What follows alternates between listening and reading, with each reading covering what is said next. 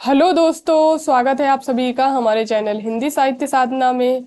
आज हम लोग राही कहानी को पढ़ने वाले हैं। कहानी को पढ़ने के साथ साथ हम लोग इसके महत्वपूर्ण बिंदु, पात्र और कथन को अंडरलाइन करते हुए चलेंगे और साथ ही साथ मैं आपको बताती हुई चलूंगी किस तरह के प्रश्न इस कहानी से पेपर में पूछे जाते हैं।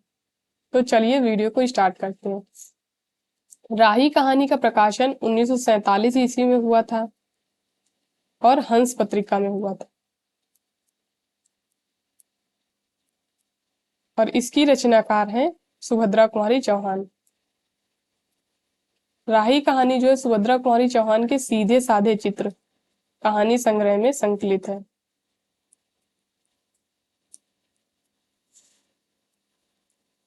इस कहानी संग्रह का प्रकाशन भी 1947 में हुआ था। तो इतना आपको इस कहानी के बारे में पता होना चाहिए। राही कहानी में मांगरोली जाति की व्यथा को व्यक्त किया गया है और देश की दरिद्रता एवं रोजगार की समस्या का चित्रण इस कहानी में किया गया है। तो चलिए हम लोग कहानी को पढ़ना स्टार्ट करते हैं। इस कहानी को आप हम हमारे टेलीग्राम चैनल हिंदी साहित्य साधना में भी जाके पढ़ सकते हैं। तेरा नाम क्या है? राही। यहाँ पे अनीता और राही के मध्य संवाद चल रहा है।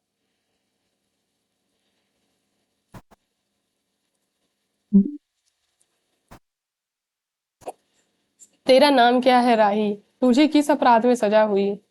चोरी की थी सरकार। चोरी? क्या चुराया था? नाज की गठरी। कितना नाज था? होगा 5-6 सेर। यानी कि राही ने 5-6 सेर अनाज की चोरी की थी। और सजा कितने दिन की है? साल भर की। और उसके एवज में उसको साल भर की सजा हुई। तो तूने चोरी क्यों की? मजदूरी करती तब भी तो दिन भर में 3-4 आने पैसे मिल जाते। हमें मजदूरी नहीं मिलती सरकार, हमारी जाति मांगरूरी है। तो ये पेपर में प्रश्न इस तरह आया था कि मांगरोली जाति की व्यथा को किस कहानी में व्यक्त किया गया है और नीचे कहानियां दी हुई थी। तो ये राही कहानी में मांगरोली जाति की व्यथा को व्यक्त किया गया है। हम केवल मांगते खाते हैं और भीख ना मिले तो फिर चोरी करते हैं। उस दिन घर में खाने को नहीं था, बच्चे भूख से तड़प रहे थे। बाजार में बहुत देर तक मांगा, बोझा ढोने के लिए टोकरा लेकर भी बैठी रही पर कुछ ना मिला। सामने किसी का बच्चा रो रहा था, उसे देखकर मुझे अपने भूखे बच्चों की याद आ गई। वहीं पर किसी की नाच की गठरी रखी हुई थी, उसे लेकर भागी ही थी कि पुलिस वाले ने पकड़ लिया। ये राही बता रही है अनीता से। अनीता ने एक ठंडी सांस ली, बोली, फिर तूने कहा नहीं कि बच्चे भूखे थे इसलिए चोरी की? संभव है इस बात से मजिस्ट्रेट कम सजा देता।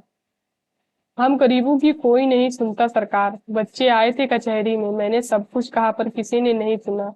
राही ने कहा। ये इंपॉर्टेंट कथन है। अब तेरी बच्ची किसके पास है? उनका बाप है? अनीता ने पूछा। राही की आंखों में आंसू आ गए। वह बोली, उनका बाप मर गया सरकार।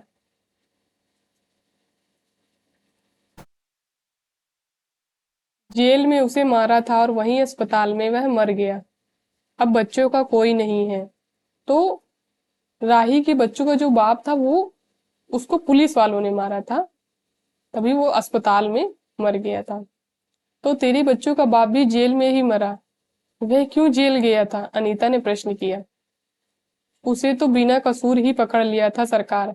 राही ने कहा। ताड़ी पीने को गया था, 2-4 दोस्त भाई उसके साथ थे। मेरे घर वाले का एक वक्त पुलिस वाले से झगड़ा हो गया था, उसी का बदला उसने लिया। 109 में उसका चालान करके साल भर की सजा दिला दी, वहीं मर गया। तो उसको उसके पति को सजा हुई थी 109 के तहत। ये आप लोग याद रखेंगे। और ये कथन।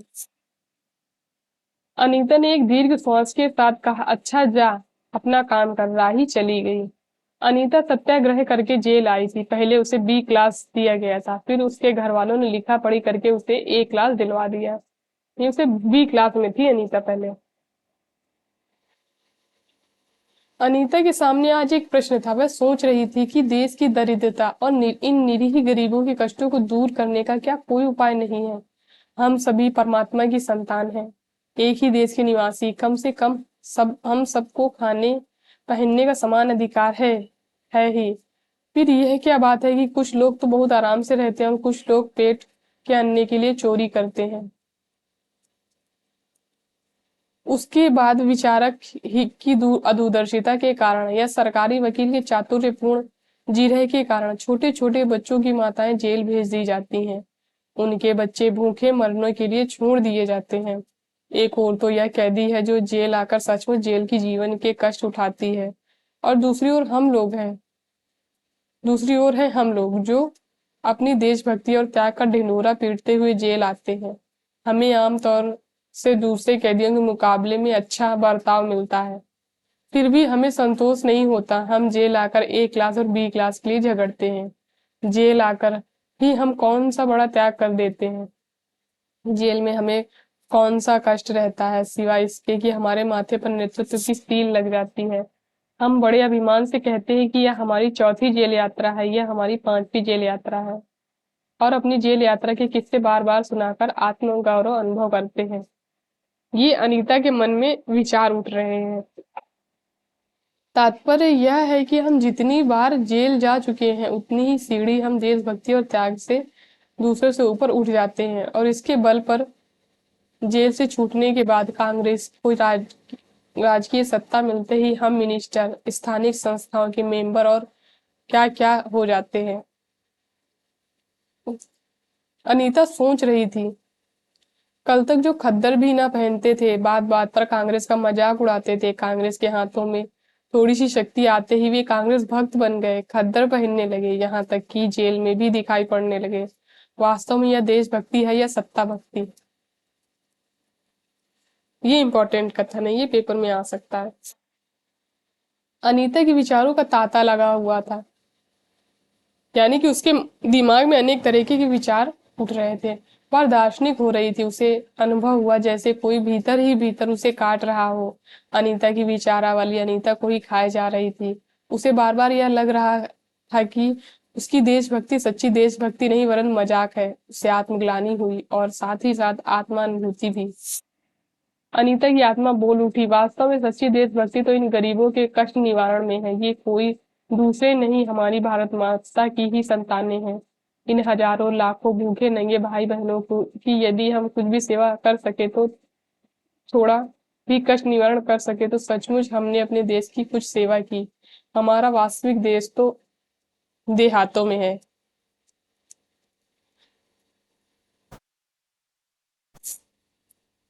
किसानों की दुर्दशा से हम सभी थोड़े बहुत परिचित है, पर इन गरीबों के पास ना घर है ना द्वार।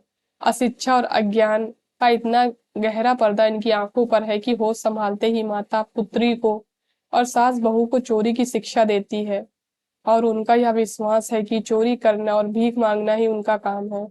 इससे अच्छा जीवन बिताने की वह कल्पना ही नहीं कर सकते। आज यहाँ डेरा डाल के रहे तो कल दूसरी जगह चोरी की, बचे तो बचे, नहीं तो फिर साल दो साल के लिए जेल। क्या मानव जीवन का यही लक्ष्य है? लक्ष्य भी या भी अथवा नहीं? यदि नहीं है तो विचार आदर्श की उच्च सतह पर टिके हुए हमारे जन नायकों और युग पुरुषों की हमें क्या आवश्यकता? इतिहास, धर्म, दर्शन, ज्ञान, विज्ञान का कोई अर्थ नहीं, पर जीवन लक्ष्य है, अवश्य है। संसार की मृग मरीचिका में हम लक्ष्य को भूल जाते हैं। सतह के ऊपर तक पहुंच पाने वाली कुछ कुछ एक महान आत्माओं को छोड़कर सारा जन समुदाय संसार में अपने को खोया हुआ पाता है। कर्तव्य का उसे नहीं, सत्य की समझ नहीं, कर्तव्य का उसे ध्यान नहीं, सत्य की उसे समझ नहीं। अन्यथा मानवीयता से बढ़कर कौन सा मानव धर्म है? पतित मानवता को जीवन दान देने की अपेक्षा भी कोई महानतम पुण्य है?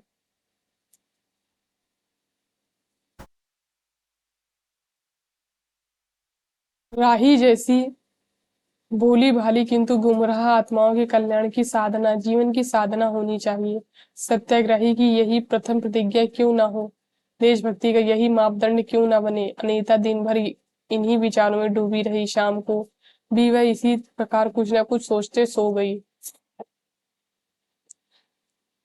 रात में उसने सपना देखा कि जेल से छूटकर वह इन्हीं मांगरोरी लोगों के गांव में पहुंच गई है। वहां उसने एक छोटा सा आश्रम खोल दिया है। उसी आश्रम में एक तरफ छोटे छोटे बच्चे पढ़ते हैं और स्त्रियां सूत काटती हैं, दूसरी तरफ मर्द कपड़ा बुनते हैं और रुई धुनकते हैं।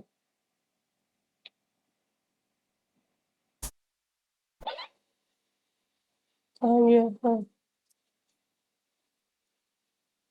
शाम को रोज उन्हें धार्मिक पुस्तकें पढ़कर सुनाई जाती हैं और देश में कहाँ क्या हो रहा है यह सरल भाषा में समझाया जाता है। वही भीख मांगने और चोरी करने वाले आदर्श ग्रामवासी हो चले हैं। रहने के लिए उन्होंने एक छोटे छोटे घर बना लिए हैं। राही के अनाथ बच्चों को अनीता अपने साथ रखने लगी है। अनीता यही सुख स्वप्न देख रही थी कि रात में वह देर से सोई थी। सुबह 7 बजे तक उसकी नींद न खुल पाई। अचानक स्त्री जेलर ने आकर उसे जगा दिया। स्त्री जेलर ने आके उसको जगाया था और बोली, आप जाने के लिए तैयार हो जाइए, आपके पिता बीमार हैं, आप बिना शर्त छोड़ी जा रही हैं। तो अनीता जो थी उसको क्यों छोड़ा जा रहा था? क्योंकि उसके पिता बीमार थे, इसलिए उसको जेल से रिहा किया जा रहा था।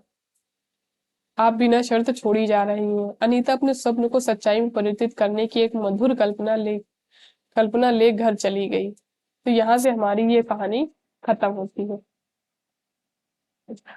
अगर आप इस कहानी के क्वेश्चन की प्रैक्टिस करना चाहते हैं तो आप हमारे टेलीग्राम चैनल पर आ सकते हैं। वहां पे मैं क्वेश्चन डालूंगी तो आप लोग देख सकते हैं आपको कहानी कितना समझ में आएगी।